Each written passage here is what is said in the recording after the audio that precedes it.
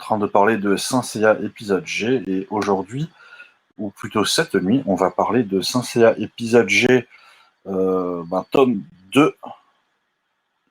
Tome 2. Voilà, tome 2. Et donc, vous pouvez voir l'image qui s'affiche actuellement à l'écran.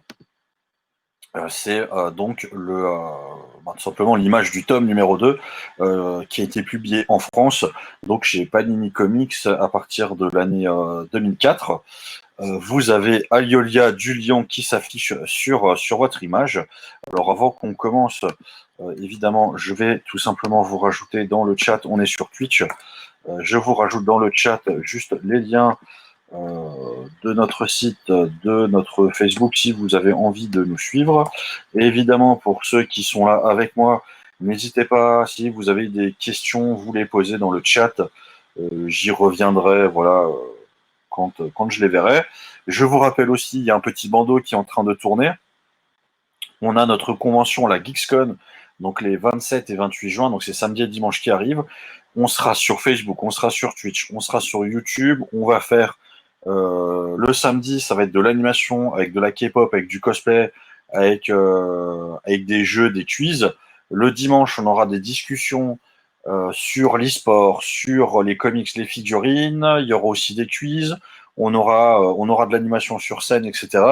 Donc, n'hésitez pas à nous suivre. N'hésitez pas à regarder sur notre site, sur notre Facebook. On a toutes les informations. Et donc, on se retrouve encore une fois ce soir pour un Midnight Manga. Donc, on est sur Saint Seiya épisode G, tome 2. Donc, le concept de Midnight Manga, tout simplement, c'est je vous fais la review d'un manga. Donc là, on est sur Saint Seiya. Et je vous fais la review du tome au complet. C'est un peu comme les reviews de chapitres, sauf que là, moi, je me suis dit que les reviews de tomes, c'était aussi intéressant. Donc, sur des vieilles histoires. Pour ceux qui nous rejoignent, Saint Seiya, c'est un univers donc qui a été créé par Masami Kurumada avec l'histoire Saint Seiya originelle. Saint Seiya épisode G, donc qui est toujours de Masami Kurumada au scénario, mais qui est dessiné par Megumu Okada. Voilà, donc c'est à peu près, je crois, aussi à la même époque où Masami s'est lancé sur Next Dimension. Je crois Next Dimension, c'est en 2005-2006. Donc ça lui permettait de faire le scénario de l'un et de pouvoir bosser le scénario et les dessins sur l'autre. Donc, en fait, on est sur un préquel des Chevaliers du Zodiaque où on suit l'histoire tout simplement d'Ayola, j'ai toujours du mal, le Chevalier du Lion. Sur la couverture, d'ailleurs, vous pouvez le voir. Vous pouvez voir en arrière-fond, vous reconnaissez, je pense, assez aisément Chaka de la Vierge. Et donc, on va commencer. Et comme vous le savez, c'est très intéressant parce qu'on a des tomes qui font à peu près 200 pages. Et on a surtout, je crois que c'est les 10 ou les 16 premières pages, ou les 8 premières pages, je ne sais plus, sont en couleur. Et donc, en fait, on commence tout simplement ce tome avec des pages couleurs qui nous ramènent dans la guerre sainte d'il y a 200 ans, donc au XVIIIe siècle, où en fait, tout simplement, on se retrouve sur la fin du champ de bataille. On voit, on reconnaît assez facilement, au vu de l'armure, des cheveux, on reconnaît Sion tout de suite, donc Sion du Bélier, précédent chevalier du Bélier, et aussi précédent Grand Pop, ou Grand Pop qui fut assassiné par Saga. Donc on le découvre en train de finir, on va dire, ce qui reste de l'armée d'Hadès, et on le voit retrouver Doko de la Balance et les deux discutant évidemment du combat de la Sainte Guerre, la guerre sainte qui vient d'avoir lieu, en disant qu'ils ne sont plus que les deux derniers chevaliers de l'ordre d'Athéna. Donc voilà, on a les pages couleurs dans les différents tomes, c'est vraiment des projections aussi dans le passé. Je trouve ça assez intéressant de mettre en couleur le passé, alors que généralement dans les mangas, c'est plutôt l'inverse. Quand vous avez des scènes qui se passent dans le passé, elles sont plus obscures un peu que les autres. Ensuite, on revient tout de suite sur, au final, le présent. Donc je vous rappelle que l'histoire se passe en 1979 et que normalement Ayolia a 13 ou 14 ans, si je ne m'abuse.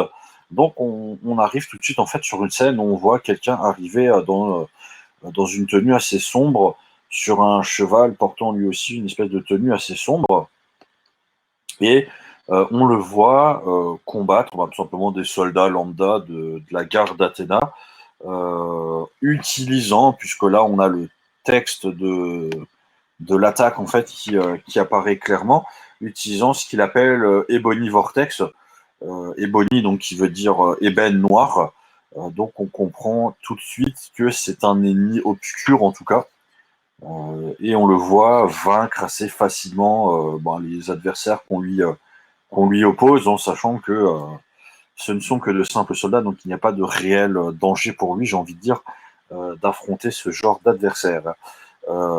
Et on tombe juste après donc cette démonstration de force, on tombe sur le personnage qui nous dit que c'est un dieu et l'un de ceux qui vous gouvernent, et on a en gros qu'il fait partie du clan des Titans et qu'il porte effectivement une armure noire, donc d'ébène, d'où le nom Ebony Vortex, et qu'il est là pour venir, qu'il est venu récupérer l'arme divine de son roi, le Méga Dépranon, donc ce que je vous avais parlé dans le tome numéro 1, donc le Méga Dépranon, qui est l'arme effectivement du dieu Chronos, qui est caché par la statue d'Athéna. Et on arrive sur donc les 12 chevaliers qui sont réunis, qui sont en train d'attendre le grand pop, qui ont l'air de se disputer, hein, qui fait suite donc à la toute fin du tome 1. Et alors, on a tout de suite une scène où on voit Masque de Mort, en fait, et Aiolia se prendre un peu le chou, et Masque de Mort se faire frapper par un coup de pied, se faire mettre au sol, où on a une certaine arrogance d'Aiolia suite à cette action. Et avant même que le combat entre les deux ne commence, le bon grand pop Saga, l'imposteur, arrive pour remettre un peu de l'ordre, et il propose tout simplement à Yoga d'aller s'occuper de cet ennemi qui vient d'apparaître pour un petit peu se défouler. Donc voilà, les chevaliers se demandent qu'est-ce qui se passe, qui peut bien être leur ennemi, et ils ont l'information directement du grand pop que l'ennemi qu'ils sont en train d'affronter, en fait, tout simplement, donc voilà, on a des explications sur justement les titans, etc. Et que l'ennemi qu'ils affrontent, ce sont les titans, ce sont des dieux. Euh,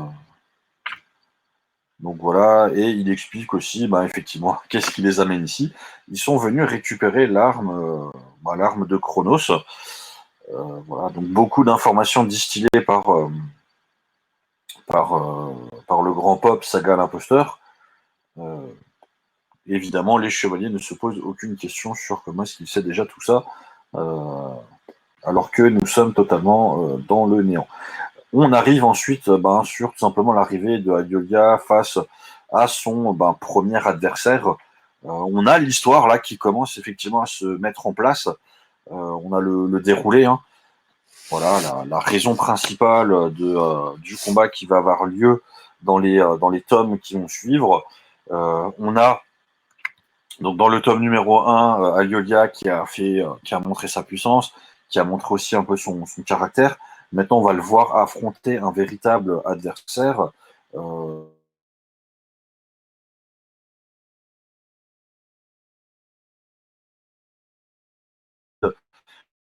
on a la première attaque d'Ayolia, donc son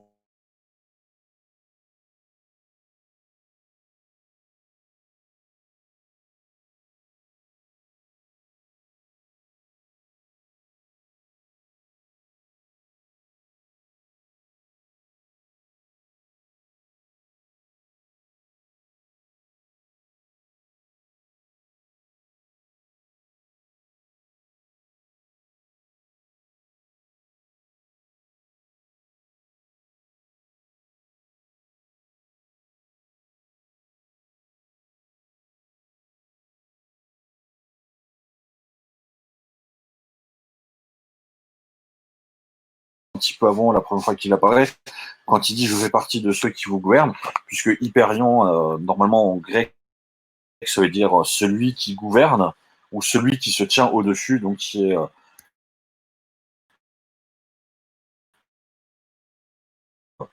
il est habillé avec le Hyperion qui apparaît dans Saint Seiya Omega. Celui-là, il est beaucoup plus badass. Visuellement, en fait, il ressemble. On a l'impression, en fait, qu'il ressemble un peu à justement un Chion. ou au chevalier du bélier, sauf qu'au lieu d'avoir les cornes en fait qui sont au niveau de ses épaules, les cornes sont vraiment sur son casque. Donc on a un côté un peu démon cornu avec une armure d'ébène. Et il faut savoir qu'Hyperion aussi, normalement, dans la mythologie, c'est celui qui se situe derrière Chronos, justement, en termes de puissance. Donc c'est le numéro 2, si je puis dire, de la hiérarchie titanesque. Chronos, c'est le roi, et Hyperion, normalement, c'est je sais pas, le numéro 2, son bras droit. Enfin, en tout cas, en termes de puissance, c'est le deuxième plus puissant ou le troisième plus puissant, puisqu'après, euh, on a aussi un autre personnage sur qui je reviendrai peut-être prochainement, qui aussi a un certain pouvoir. Mais en tout cas, là, il est en face d'Hyperion, donc qui est l'un des titans. Ce sont les titans qui attaquent. On revient sur les autres chevaliers d'or qui ont décidé qui surtout obéissent au final aux ordres du grand peuple et qui restent là où ils sont. Et on a une discussion assez intéressante où voilà, les gens s'inquiètent de savoir si Aliolia va réussir à gagner. Et on a une remarque en fait de Masque de Mort qui dit quand il est en état d'utiliser tout son pouvoir, il se bat plutôt bien, inutile de s'inquiéter. Mais si pour une raison quelconque il n'était pas en état de donner son maximum, il pourrait bien se faire salement amocher. Et ensuite, voilà, il part. Et on a chacun en fait qui se pose la question si au moment où Masque de Mort a été frappé par Adiolia, lui-même n'a pas réussi à faire une contre-attaque que personne n'aurait pu voir. Ce qui est tout à fait possible, évidemment, puisque Masque de Mort est quand même connu comme étant quelqu'un d'assez pervers. Voilà. On a aussi voilà, les chevaliers qui continuent de discuter. On a une scène, en fait, on voit Camus qui a décidé de partir en premier, intervenir pour arrêter, arrêter aussi des soldats qui ont été envoyés par Hyperion. Voilà, donc Camus, Camus du Verseau, qui s'appelle Camus d'après Albert Camus, et qui est français de son état. Et encore une fois, voilà, très sage, avec un certain sang-froid, et prend des décisions assez intéressantes.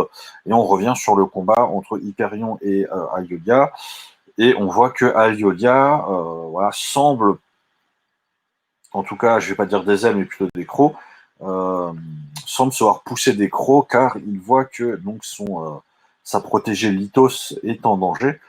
Et c'est là qu'il commence vraiment à se donner à fond, comme on l'a vu dans le tome 1, quand il y a en fait des vies qui sont en danger. En fait, il est beaucoup plus puissant. Donc on a le combat en fait qui continue tout simplement entre les deux. Et ce qui est assez intéressant dans le combat, je vous passe les passes d'armes, c'est que Hyperion explique justement, en fait, c'est quoi l'armure que donc les armures des chevaliers, c'est des armures de bronze, armure d'argent, armure d'or, et ce que eux portent, euh, l'armure que portent les titans. Donc, quant à cette armure qui protège les titans, elle possède à la fois le pouvoir d'une arme colossale et la robustesse d'un bouclier que nul ne peut briser. Le nom de cette arme divine est Soma. Donc S-O-M-A. Donc en fait, c'est ce que portent les titans, ça s'appelle une Soma. Donc les surplis de spectres d'Hadès, les armures de chevaliers, etc. Donc chez chaque dieu, en fait, vous avez un nom. Là, chez les titans, ça s'appelle une soma. Et effectivement, la soma, en fait, une arme physique, donc je sais pas, une épée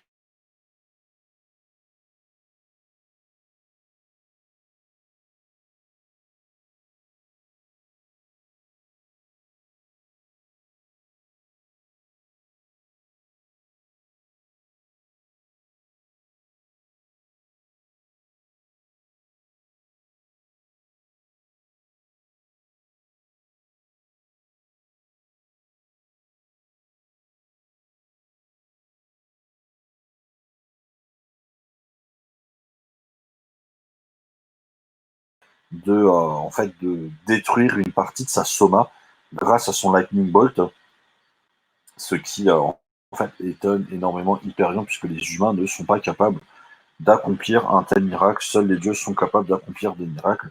Donc, ce qui fait qu'Hyperion rentre chez lui.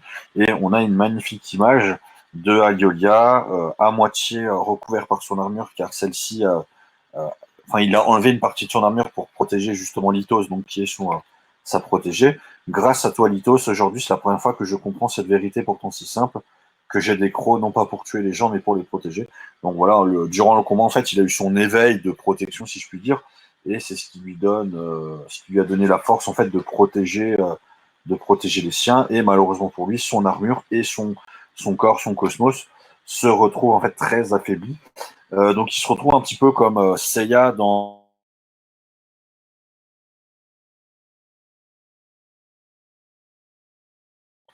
cette situation avec une armure dans un sale état qu'il va falloir réparer. Donc voilà, on continue et on se retrouve euh, avec justement Marine qui pop, qui arrive et qui vient en fait finir plus ou moins de tuer ou vaincre quelques adversaires qui étaient encore dans les parages. Et ensuite, on fait un bond qui est là beaucoup plus intéressant dans le royaume des titans, j'ai envie de dire ça comme ça. Hein. On a Hyperion le Noir, donc qui retourne tout simplement chez lui et qui vient faire son rapport à son roi Chronos. On découvre effectivement Chronos, en fait, qui n'est qu'un une espèce d'esprit, de spectre, de pensée qui semble être enchaîné. On voit en fait l'état de Chronos. Normalement, dans la mythologie, Chronos, il est au Tartare, il est enfermé avec les autres titans. Là, vous voyez les titans en fait qui sont libres, sauf apparemment Chronos, qui son esprit en fait a été euh, voilà, Zeus a commis le crime impardonnable de priver donc Chronos de son corps et de son arme pour ensuite le transformer en âme désincarnée et dont la foudre le plonge dans des éternels tourments. Donc on voit effectivement que Chronos souffre. Euh, et on a l'arrivée de Pontos. Donc Pontos, dans la mythologie, qui est des,